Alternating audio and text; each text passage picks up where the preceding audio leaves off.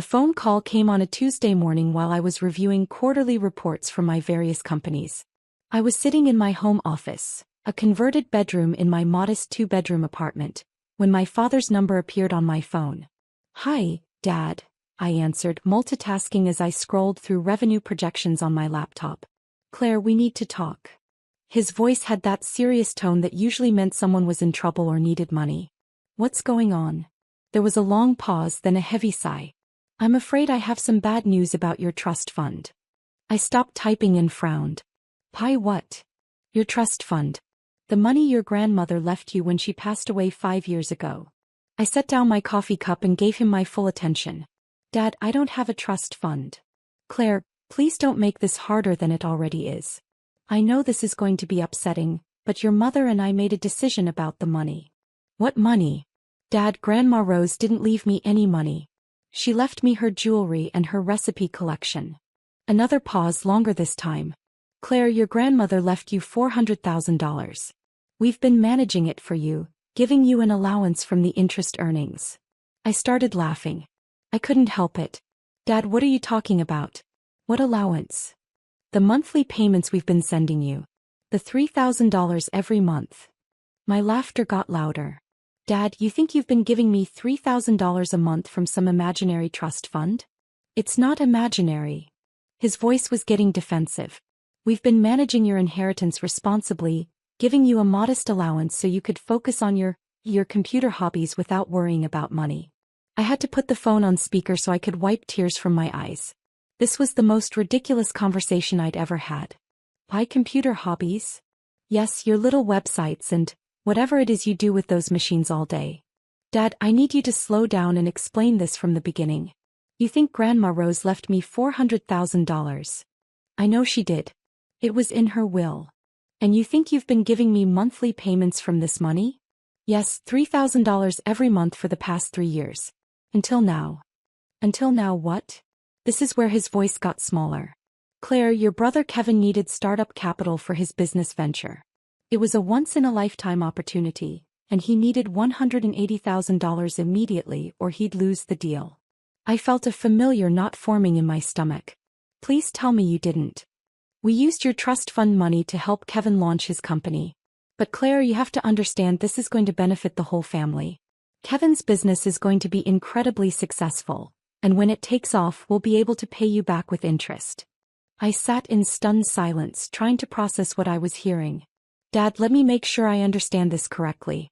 You think you've been giving me money from an inheritance I never received, and now you've spent this imaginary money on Kevin's business." "It's not imaginary money, Claire. It was real and now it's gone. I'm calling to let you know that there won't be any more monthly payments." I started laughing again, but this time it wasn't from amusement. It was from the sheer absurdity of the situation. "Dad, I hate to break this to you, but I never received any inheritance from Grandma Rose except her jewelry. And you've never given me $3,000 a month. That's impossible. We've been transferring money to your account every month." "What account?" "Your checking account. The one at First National Bank." I grabbed my laptop and pulled up my banking information. Sure enough, there it was. Monthly deposits of $3,000 from Harrison Family Trust for the past 3 years. "Oh my God," I whispered. "What?" Dad asked. "Dad, there are deposits in my account. $3,000 every month, just like you said." "See? I told you." "But Dad, I never noticed them because..." I started laughing again, this time so hard I could barely speak. "Because what?" "Because $3,000 a month is pocket change to me. It's like loose change in my couch cushions. I literally never paid attention to deposits that small." Silence on the other end of the phone. "Claire, what do you mean it's pocket change?" "Dad, do you want to know what I actually do for work?" You play on computers.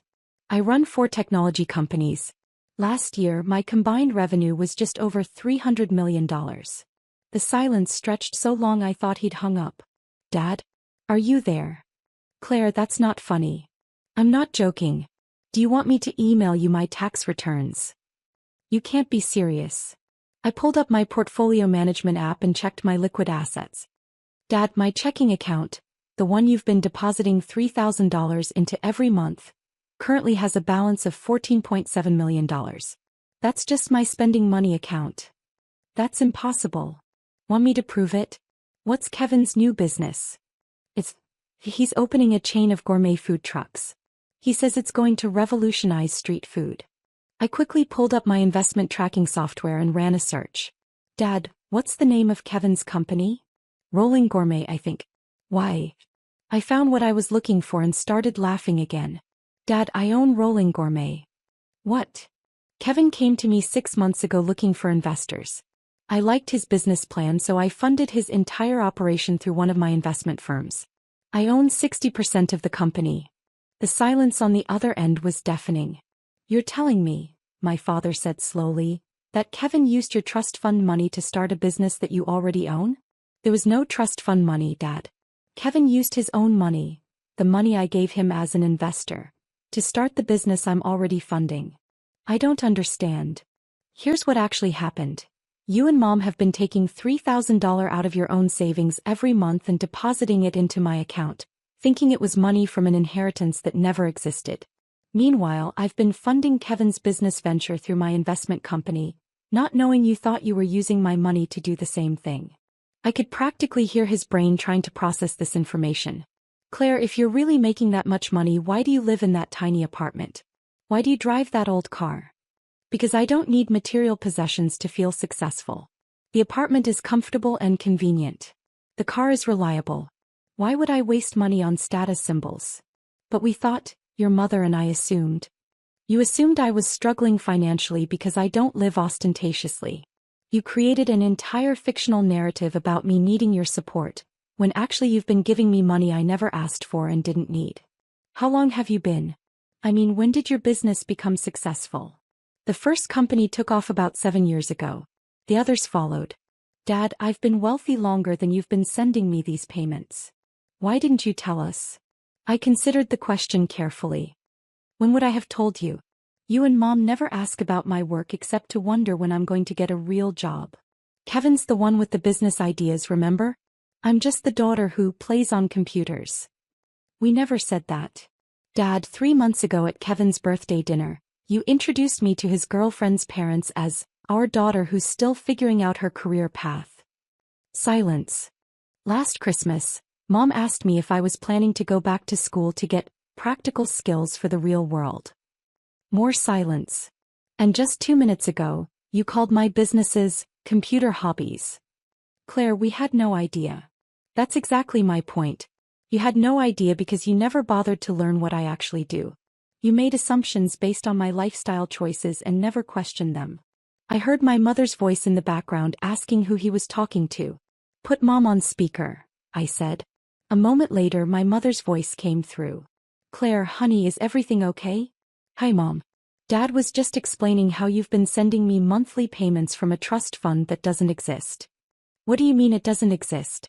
Your grandmother left you that money. Mom, Grandma Rose died with about $12,000 in her checking account and a house that needed $50,000 in repairs.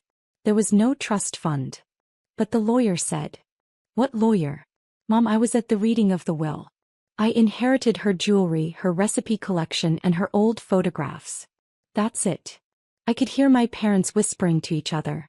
Then where did we get the idea that there was money? My mother asked. I have no clue, but you've been taking $3,000 out of your own savings every month and giving it to me for 3 years.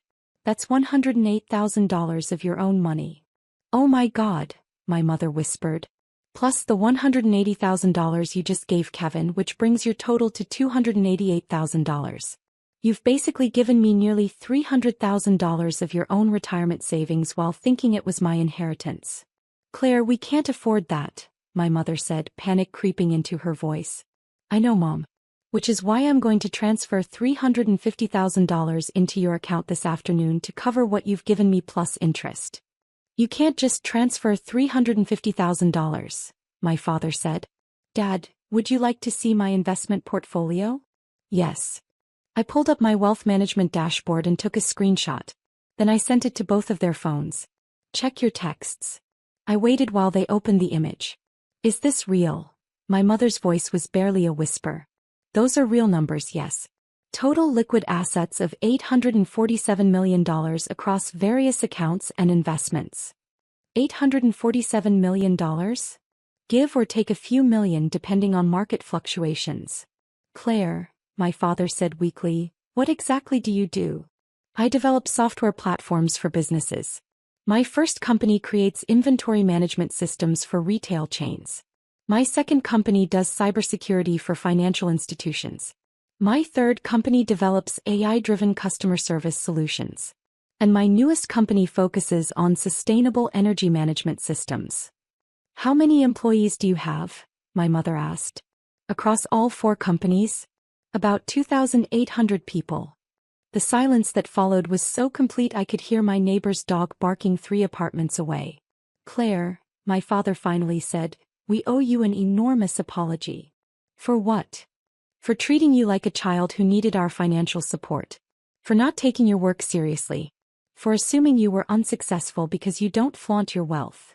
And for spending your money on Kevin's business without asking, my mother added.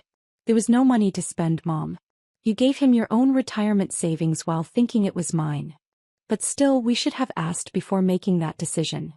Actually, it worked out perfectly. Kevin's business is doing great and now he has 2 funding sources. His investment from me and his loan from you. When the company goes public next year, you'll get your money back with a very nice return. Kevin's company is going public? My father asked. The food truck concept is just the beginning. We're expanding into catering, meal delivery, and eventually franchised restaurants. Conservative projections have the company valued at around $50 million within 2 years. And you own 60% of this? I do. Which means Kevin's business success is partially my business success. I could hear them whispering to each other again. Claire, my mother said, I have to ask, if you're so successful, why didn't you ever tell us? I thought about how to answer that honestly without sounding bitter. Because your love for me never seemed dependent on my professional success. You loved me for who I am as a person. I was afraid that if you knew about the money, that might change. That's ridiculous, my father said. We're proud of you no matter what. Are you? Because 5 minutes ago, you called my work, computer hobbies and assumed I needed you to manage my finances for me. They had no response to that. Look, I'm not angry about this, I continued. It's actually kind of hilarious. But it does show how little attention you've paid to my actual life and career. How can we fix this? My mother asked. Start by asking me about my work instead of assuming you know what I do. Ask me about my goals, my challenges, my successes. Treat me like the adult professional I am instead of like a kid who needs guidance. We can do that. And maybe consider that just because someone doesn't live ostentatiously doesn't mean they're struggling financially. You're right, my father said. We made a lot of wrong assumptions. Also, I need you to call Kevin and explain this situation to him. He needs to know that the money you gave him came from your retirement savings, not from my inheritance. We'll call him today. Good. And Kevin needs to start making payments back to you immediately. I don't care how successful the business becomes. He can't just take your retirement money without paying it back. We'll make sure of that. I looked at the time on my laptop. I need to get back to work. I have a conference call with investors in Tokyo in 20 minutes. Of course. Claire, thank you for being so understanding about this. Thank you for trying to take care of me even when I didn't need it. It shows that you love me, which matters more than anything else. We do love you. And we're incredibly proud of what you've built. I love you too. And I'm proud of you for raising a son who has the entrepreneurial vision to start his own business, even if the funding got a little complicated. After I hung up, I sat back in my chair and shook my head. Of all the ways I'd imagined revealing my financial success to my family, this wasn't one of them. But as ridiculous as the whole situation was, there was something touching about the fact that my parents had been quietly trying to support me for years, even when that support was completely unnecessary. I opened my banking app and initiated the transfer to their account. $350,000 would more than cover what they'd given me, plus interest, plus a little extra to make up for the stress of thinking they'd lost my inheritance. Then I called my assistant to push back the Tokyo meeting by 30 minutes. I had another call to make first. Hello. Kevin answered on the second ring. Hey, it's Claire. We need to talk about Rolling Gourmet's funding structure. What about it? Did Mom and Dad tell you they were using my inheritance money to invest in your business? Yeah, they mentioned something about that. Why? I started laughing again. Kevin, you're not going to believe this story. 2 hours later, after explaining the entire situation to my brother and helping him set up a payment plan to reimburse our parents, I finally made it to my investor call. The Japanese investors wanted to discuss a potential merger that would bring my cybersecurity company into the Asian market. It was a $200 million deal that could triple my company's international presence. As I walked them through the technical specifications and market analysis, I couldn't help but smile. My parents might not have understood my work yet, but they were about to get a crash course in what their daughter actually did for a living. Because next week, when the merger was announced and my company's valuation hit the business news, they'd finally see that their daughter's computer hobbies were reshaping the global technology landscape. And maybe for the first time, they'd realize that success comes in many different forms, sometimes even in the form of a modest apartment and a 12-year-old car. 3 months later, my parents came to visit my real office. All 40,000 square feet of it, spanning 4 floors in downtown's premier business tower. They met my executive team, toured our development labs, and attended a company meeting where we announced our expansion into the European market.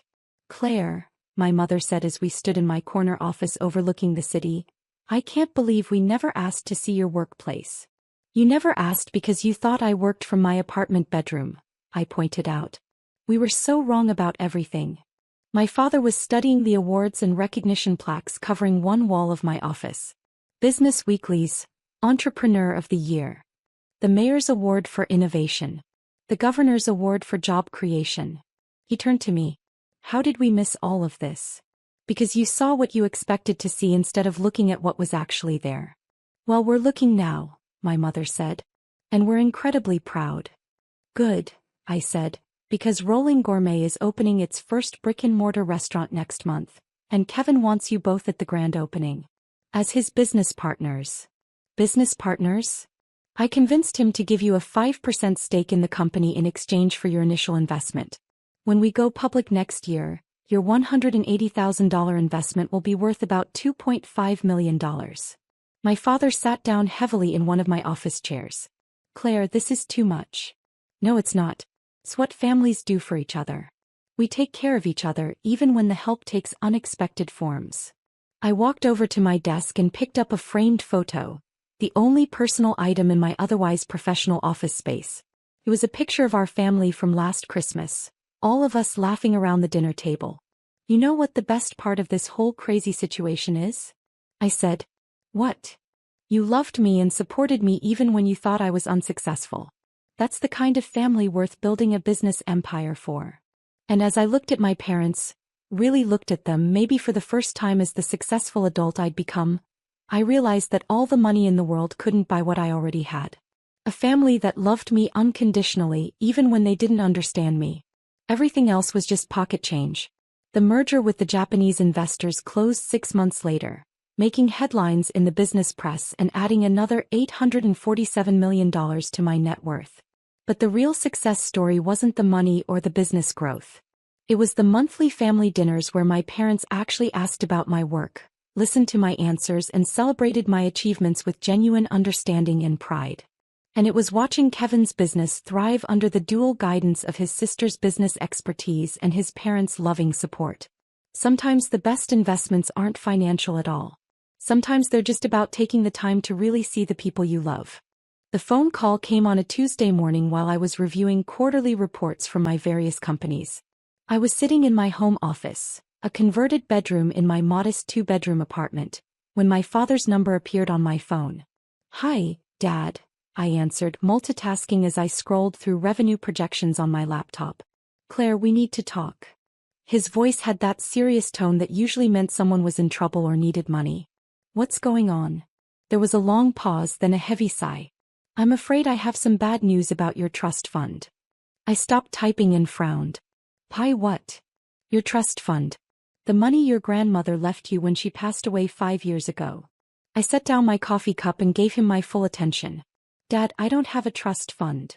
Claire, please don't make this harder than it already is. I know this is going to be upsetting, but your mother and I made a decision about the money. What money? Dad, Grandma Rose didn't leave me any money. She left me her jewelry and her recipe collection. Another pause, longer this time. Claire, your grandmother